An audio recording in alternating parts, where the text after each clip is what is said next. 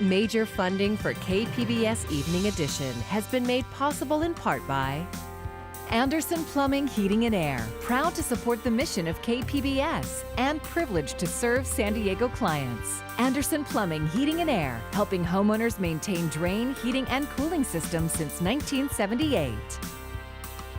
And by the Conrad Prebys Foundation, Darlene Marcos Shiley, and by the following.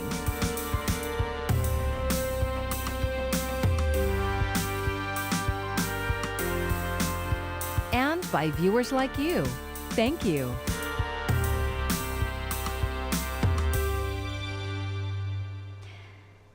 Good evening. It's Thursday, July 16. Thank you for joining us. I'm Maya Trabulsi. A new record for San Diego County amid the coronavirus pandemic. The deaths of 17 people were reported today. The 11 men and 6 women ranged in age from 51 to 90 years of age.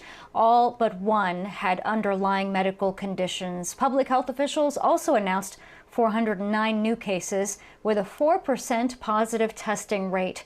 One new community outbreak was reported at a gym. KPBS reporter Matt Hoffman shows us a new testing site in one of the county's hardest hit areas. The last 2 days, 8,000 plus tests, 7% positivity rate. The virus is alive and well, and it is spreading, and therefore we need to find it. County officials say that means bringing in more testing locations to areas where the virus is most prevalent. The data told us we needed to be here. Imperial Beach has the 3rd highest rate of cases of any city in the county. For a number of reasons, the cases have been high. That's why we've made a concerted effort to try to provide more testing in South County. Officials say part of their South Bay saturation strategy may also include adding a testing site at the border. Where the virus is going, we're going, trying to be ahead of it. This new drive-through site at Mar Vista High School in IB is appointment only and is run by the county. It can do around 185 COVID tests per day. Under new guidelines, only high-risk groups can get tested here. Healthcare workers, first responders, other social service employees, and people in essential jobs. People with chronic medical conditions and those who may have been exposed to COVID will also be able to use this site. Our best defense is our offense. The tests being used here are from local company Helix, who the county is partnering with to get results within 24 hours. The ability to test as rapidly of a person getting a test today and hearing about their result within a day or so is remarkable. And especially if someone is positive, because speed and accuracy is really important when we're talking about testing. Since this is a county-run testing site, all tests done here will be processed at the county lab, which is not experiencing week-plus delays for results like some commercial labs.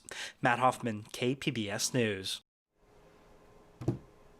And to make an appointment for a test, you can call 211. We also have a link on our website, kpbs.org.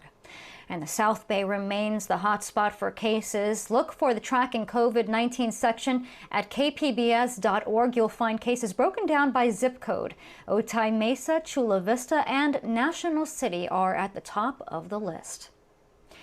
With COVID-19 infections surging, the San Diego Unified School District now plans to begin the school year online. But as KPBS education reporter Joe Hong tells us, others are still planning on bringing students back to campus. While the national debate continues over whether students should return to school campuses while the pandemic rages, local districts are making their decisions. Things are beginning to crystallize better. Francisco Escobedo is the superintendent at the Chula Vista Elementary School District. His district decided not to reopen physical campuses and to start with online instruction in the fall. Seeing these increasing infection rates, seeing that the curve is going up instead of going down, we had to, at least for now, have a distance learning possibility. Escobedo said he's not committing to any timeline for reopening school sites, but he said a significant drop in infection rates and increased testing capacity are crucial for a safe return to campuses. I would hope it's the second or third week, but it's hard. I can't pinpoint a time frame until the indicators tell me that it is time to start coming back.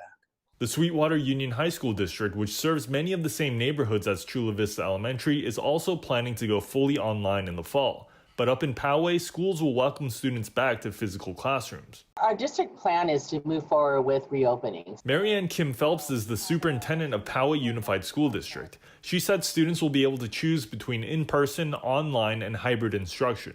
The district has installed plexiglass barriers and new ventilation filters at all of its schools. We've ensured that we've ordered all the PPE and disinfectants necessary. We have staff going through training. There's a lot of things to take in consideration that we're working really hard to ensure that we do. Kim Phelps added that the district made its decision after getting input from the community. This is what our students need, and this is what our community is asking for. And so I think that every district needs to react and be prepared to serve the children that they're responsible to serve. Also in North County, San Marcos Unified is planning on offering in-person learning in the fall. The Oceanside and Vista districts are considering it and will have a clear idea after the next school board meetings next week. In the East County, Cajon Valley Union School District and the Santee School District are planning on reopening campuses. Joe Hong, KPBS News. The state superintendent of public instruction says he supports school districts if they decide to have in-person classes as long as they take precautions. Almost 40 states are seeing an increase in coronavirus cases, and hospital beds are filling up. As Daryl Forges reports, the debate over mandating masks is heating up. COVID-19 cases skyrocketing across the country. States like Florida reporting over 13,000 new single-day cases. Miami is the epicenter in the Sunshine State. The mayor says the city's hospitals are at 95% capacity. We're at the highest level of ventilators that we've seen through this pandemic, which obviously is worrisome because that's an indication of the death rate that will increase most likely over the next couple of weeks. Mayor Francis Suarez also says he's not ruling out bringing back the stay-at-home mandate. In Corpus Christi, Texas, officials calling for refrigerated trucks as morgues are filling up. I think we let our guard down. I know patients are growing pretty thin for a lot of people, and it's a frustrating time because you're fighting an invisible battle. An invisible battle that's causing political division. In Georgia, Governor Brian Kemp nullified all local mask mandates. The Savannah, Georgia mayor, who had issued a previous mask mandate for the city, spoke out against the governor's decision on Twitter, saying, quote, "It is officially official. Governor Kemp does not give a damn about us. Every man and woman for himself, herself. Ignore the science and survive the best you can." Governor Kemp recently took a 6-day tour of the state urging people to wear masks, but some officials in the state say that's not enough. In Atlanta, Georgia, Daryl Forges, KPBS News. Police accountability now. That's the call from a group of San Diego civil rights attorneys representing people who say they were physically and psychologically harmed during protests against police brutality. KPBS reporter John Carroll says their demands go beyond justice for their clients. From the streets to the courts. The attorneys on this Zoom news conference today are all representing people who took part in the protests in San Diego and La Mesa.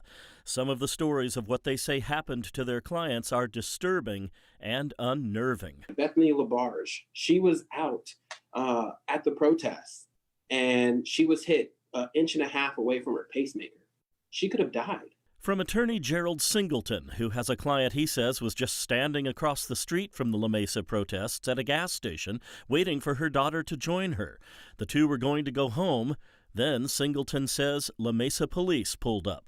She puts her hands up to show that she's not threatening them in any way, and she shot with a rubber bullet in the left side of her breast, causing what she described as excruciating pain. Back to Dante Pride, who represents the woman whose story from the La Mesa protests reverberated around the world. Leslie Furcron, hit by a beanbag round between the eyes. She has no vision in her left eye. She has problems walking. She has problems remembering. She has problems with balance. All these attorneys are calling for police accountability now, and that's more than words. It's the name of a policing policy package put together by the local nonprofit Coalition for Police Accountability and Transparency.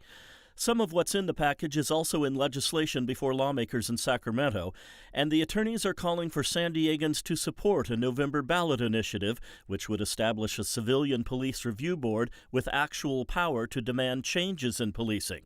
They all say this is the moment to seize, to change what they call a war on crime culture among police that puts them at odds with communities of color. What we cannot have today is doubling down on our previous mistakes. No more. No more of this. No more policing aggressively.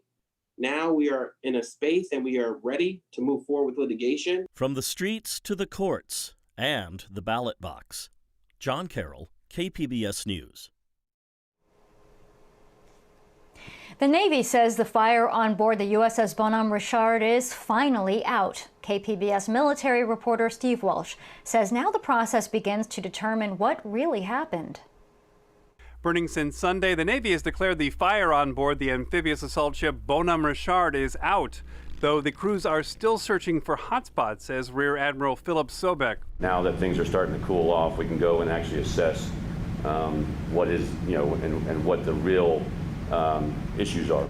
The Navy still doesn't know what caused the fire, which was hot enough to burn through the ship and melt parts of the aluminum superstructure above the deck.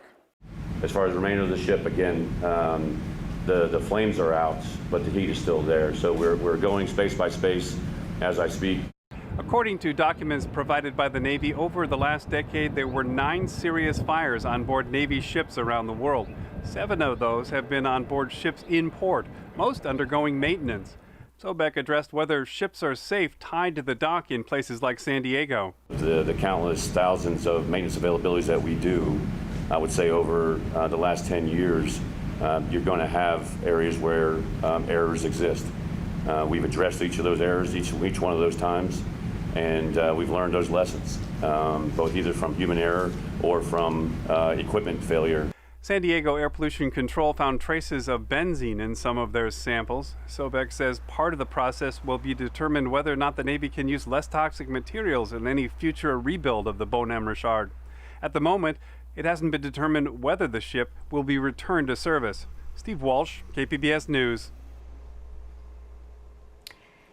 The economic fallout from the pandemic continues, with another 1.3 million Americans filing for unemployment benefits. The Labor Department released those numbers today. It was the 17th straight week that jobless claims surpassed 1 million. Layoffs in California rose by 23,000 to nearly 288,000. 22 states have either paused or reversed efforts to reopen their economies.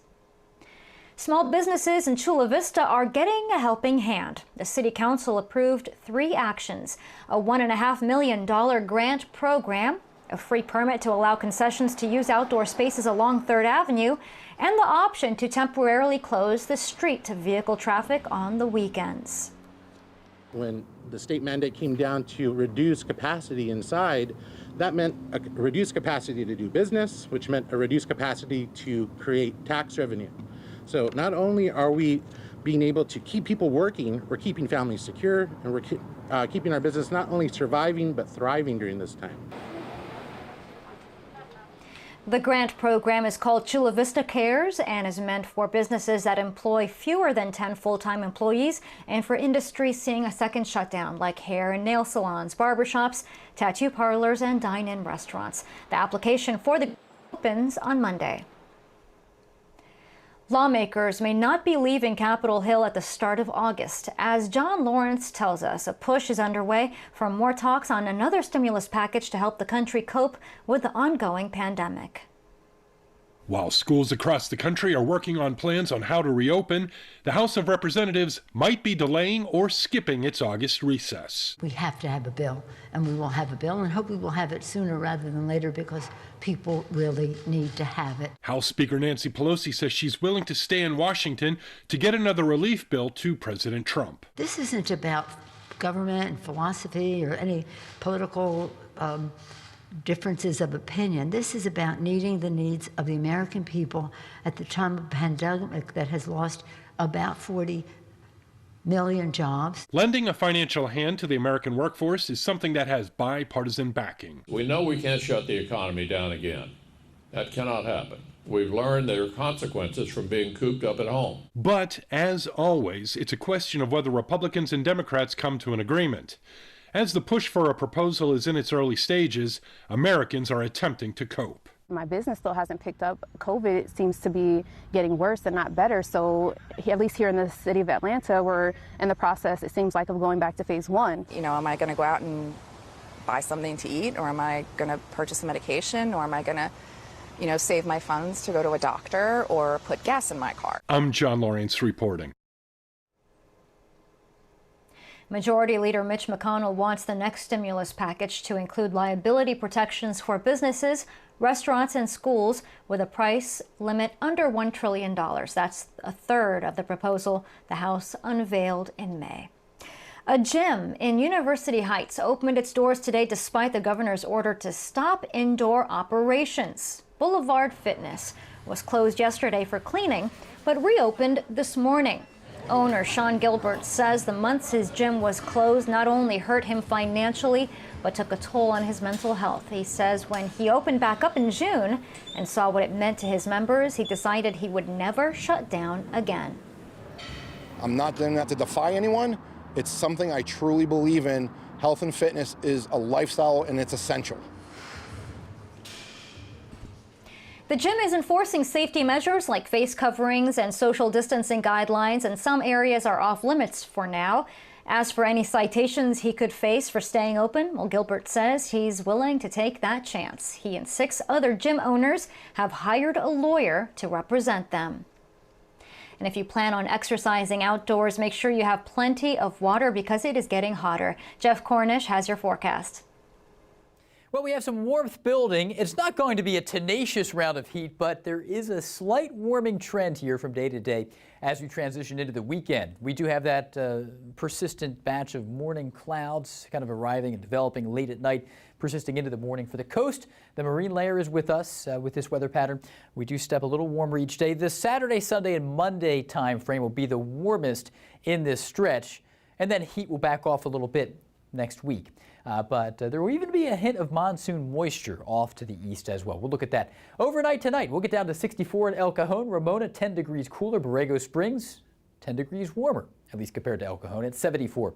At Oceanside and San Diego, low to mid 60s for your lows. Friday, typical July heat here, nothing off the charts. It'll be a little cooler near the coast. Spotty thunderstorms into the southern Rockies, portions of Arizona, none of that around our area. 109 in Borrego Springs, 77 in San Diego. And as we look into the weekend here, there's just a hint of an increase in moisture. We've had a slower than normal start to the monsoon season in the interior Southwest. The dew points have kind of been struggling to climb up a bit, but there will be a hint of something a little more monsoon-like with some scattered showers and storms in some areas well off to the east. We will not see that locally. The weekend, you can see the footprint of showers and storms we're illustrating here, mainly Arizona, New Mexico, and that's no surprise. But for the coastal forecast, we will hit something close to 80 on Sunday afternoon, back into the upper 70s Tuesday. Low clouds each morning. Inland areas, 85 Friday, 90 and 91 Sunday and Monday, back down to 88 on Tuesday. A pretty warm stretch. Into the mountains we go, and here we're going to be near 80 most days. Tuesday will still be warm in the mountains, and in the deserts, here's where we get with and really deal with the significant heat. 113 at our peak on Sunday. Sunny and hot, down to 111. Still very, very hot into Tuesday. It is that time of the year. I'm meteorologist Jeff Cornish for KPBS News. Russian cyber attackers are targeting organizations involved in developing COVID-19 vaccines, and that's according to security officials from the U.S., UK, and Canada. Today, they detailed activity by a hacking group called APT29, which also goes by the name Cozy Bear. Cozy Bear is one of the groups that's believed to have interfered in the 2016 U.S. election. UK security officials believe they operate as part of Russian intelligence services. Hospitals, research labs, healthcare providers, and pharmaceutical companies have all been targeted. A federal judge in San Diego is set to allow parts of California's ban on private prisons to move forward. As KPBS reporter Max Rivlin-Nadler tells us, the ban includes immigration detention centers. Federal District Judge Janice Sammartino said on Thursday morning that she was prepared to allow most of California's ban on private prisons to go into effect. The bill, known as AB 32, banned all private prisons in the state, including immigrant detention facilities. It went into effect January 1st of this year. The lawsuit was brought by the U.S. Department of Justice and the private detention company, the GEO Group. Judge Sammartino said California's law was likely constitutional, but private facilities used by the U.S. Marshals for pretrial detainees could be exempted from it. Opponents of private detention in the state say these facilities consistently fail to provide safety and medical support to detainees, especially during the coronavirus pandemic. In a press conference shortly before the hearing, former ICE detainee Humberto Hernandez spoke about his treatment at the Adelanto Processing Center, which is operated by the GEO Group. Medical access is very limited. It takes weeks just to get any medical help. Adelanto and GEO cuts down on costs in any way they can, and medical help is one of them. It took me over 3 weeks to see a doctor for a skin condition I contracted while I was detained. And I can't imagine what the wait is now with COVID-19. The law allowed facilities to continue to operate if they had existing contracts with the state, but they would not be allowed to extend those contracts. Shortly before the law took effect, Immigration and Customs Enforcement rushed to extend the contracts for 4 facilities, including the Otay Mesa Detention Center, which houses ICE detainees. Its current contract was set to expire in 2023. As litigation continues, advocates say they're looking to invalidate those contracts as violating AB 32. Max Rivlin-Nadler, KPBS News. San Diego is in the process of renegotiating a decades-old fee deal with SD Genie set to expire next year. KPBS Metro reporter Andrew Bowen says the city wants to push for more green energy and lower bills for ratepayers. Most of SD Genie's system of electrical wires and gas pipelines are on public land. In order to use that space, the utility pays the city a franchise fee. SD Genie then tacks on a surcharge to gas and electric bills to pay for those fees. The current agreement has been in place for 50 years, and critics say it's a bad deal for both the city and ratepayers. Outside energy consultants told the council's Environment Committee today that a new agreement with cheaper energy bills and more revenue for the city is possible. The city plans on soliciting bids to take over its energy delivery later this month. In addition to SD Genie, 2 other companies have expressed interest in taking over the city's grid. Mayor Kevin Faulconer will pick the winning bid, which the city council will vote on in the fall. Andrew Bowen, KPBS News. It seems the pandemic is literally shortchanging the economy. Banks, businesses are coming up short when it comes to change.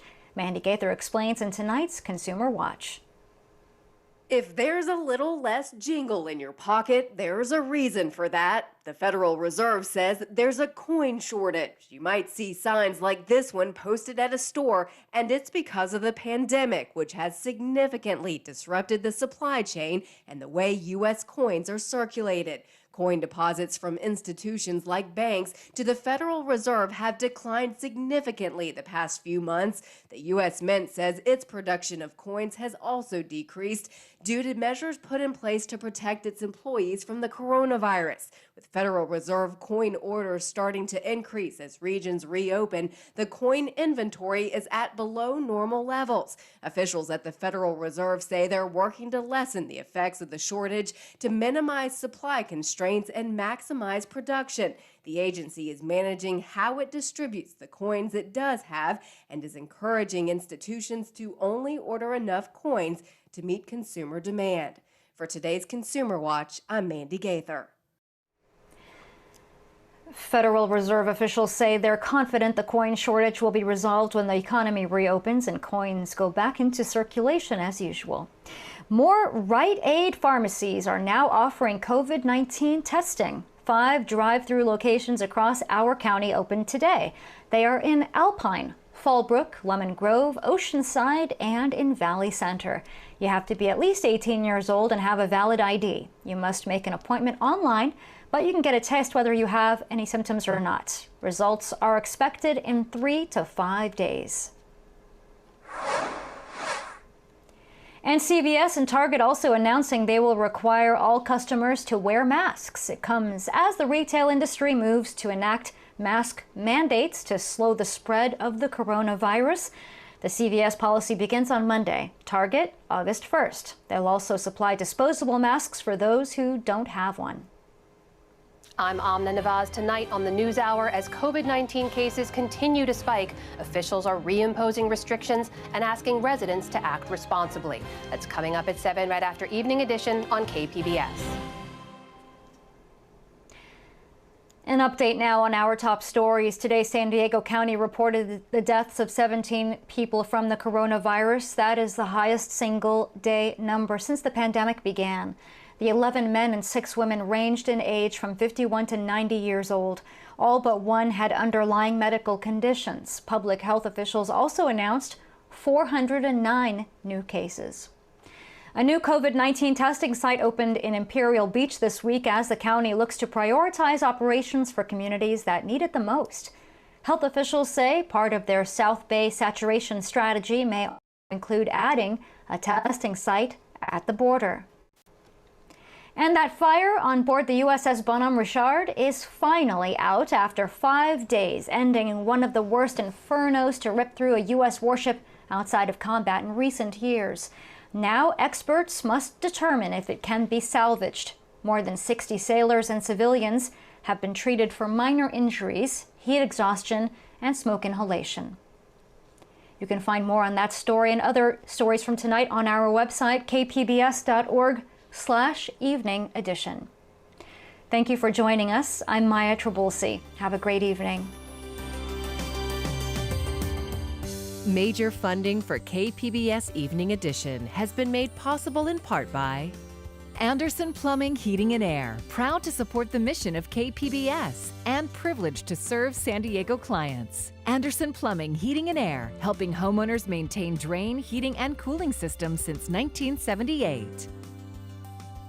And by the Conrad Prebys Foundation, Darlene Marcos Shiley, and by the following: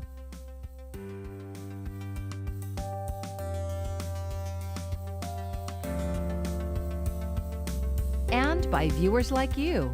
Thank you.